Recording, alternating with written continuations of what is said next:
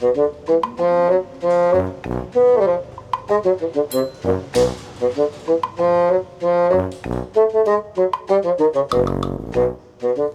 đây là cô. បាទ ជួយ print ឯកសារខ្ញុំមួយ អូបាទអត់ចេញទេគ្រូ អត់ចេញអូលោកគ្រូមើលទៅលោកគ្រូអត់ដូចសប្បាយចិត្តអញ្ចឹង បាទព្រោះយប់មិញគ្រូសាពូរបស់ខ្ញុំត្រូវបានចោទប្លន់ ថាម៉េចត្រូវបានចោលប្លន់មានមនុស្សមានគ្រោះថ្នាក់អត់លោកគ្រូ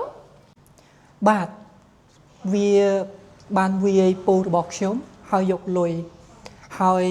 ឆ្កែរបស់ពូខ្ញុំត្រូវបានវាសម្លាប់ទៀតព្រោះវាព្រុស យេអាចោលនេះអាក្រក់ម៉ែប្លន់គេហើយសម្រាប់ឆ្កែគេទៀត នឹងហើយ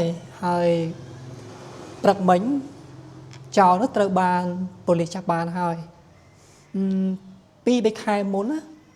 ចោលនោះបានចាប់រំលោភកូនអ្នកភូមិដែរ យេអាក្រក់មែនអាចោលនេះល្អហើយដែលប៉ូលីសចាប់បានអូលោកគ្រូដល់ម៉ោងធ្វើការហ្មងតោះទៅធ្វើការ តោះយើង 1. Last night, my uncle's house has been robbed by thieves. យប់មិញគ្រួសារពូខ្ញុំត្រូវបានចោរប្លន់ 2. The thief has been caught by the police this morning. ចោរនោះត្រូវបានប៉ូលីសចាប់បានហើយព្រឹកមិញ Thank you.